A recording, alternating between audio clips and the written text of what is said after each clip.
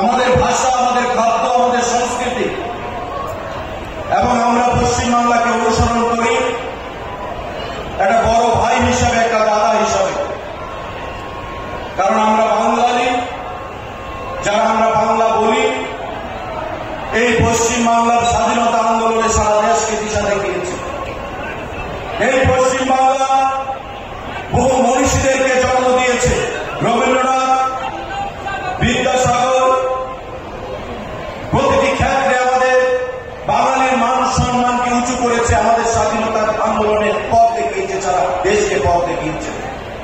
আজকে তৃণমূল কংগ্রেস বাংলার শাসন ক্ষমতা গ্রহণ করার পর 2011 সালের পর থেকে আমরা কি দেখতে পাচ্ছি, যে একজন মহিলা যার নেতৃত্বে সারা বাংলা সেদিন পরিবর্তনের জন্য ঝাঁপিয়ে পড়েছিল, সেই তৃণমূল কংগ্রেসের নেত্রী মমতা ব্যানার্জি আজকে মিথ্যার উপর দাঁড়িয়ে সারা দেশকে, সারা বাংলাকে সেখানে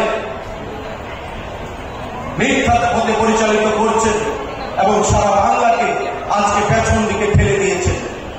কলকারখানা বন্ধ হয়ে গেছে, চাকরি নিয়ে কেলেঙ্কারি, আমার রাজ্যের, এই রাজ্যের মহিলাদের মান সম্মান তলানিতে সন্দেশকালের মতো ঘটনা, শেখ শাহজাহানকে বাঁচানোর চেষ্টা, 25,000 চাকরি চলে যায়, এবং আজকে সমস্ত দিক থেকে যে স্বাধীনতা আন্দোলনে গড়তে বলেছিলেন যে what Bengal things today, India things it tomorrow, Bangla যেটা আজকে ভাবছে সারা দেশ সেটা পরে ভাবছে, আজকে সেই বাংলাকে অনেক পিছিয়ে দিচ্ছে মমতা ব্যানার্জির নেতৃত্বে এই সরকার বন্ধুরা।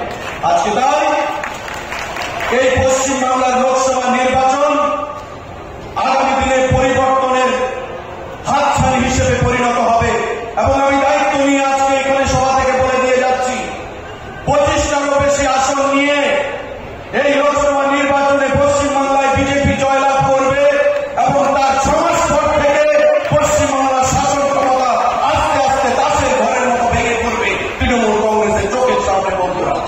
আমাদের রাজ্যেও গেছিল এই হাইনাদের দল, খেলা হবে স্লোগান তুলেছিল, একটা ফুটবল নিয়ে গেছেন, প্লেন বোঝাই করে নেতারা। আমরা কমিউনিস্ট পার্টির বিরুদ্ধে লড়াই করে 2018 সালে মোদীজিকে সামনে রেখে জয় ছিনিয়ে এনেছি। 2021 সালে মমতা ব্যানার্জির চোখ পড়ল ত্রিপুরার মধ্যে, শান্তির প্রিয় ত্রিপুরার মধ্যে। বাংলায় উনি যে অরাজকতা তৈরি করেছেন, ত্রিপুরা রাজ্যে গিয়েও সেই অরাজকতা তৈরি করতে চাইছেন।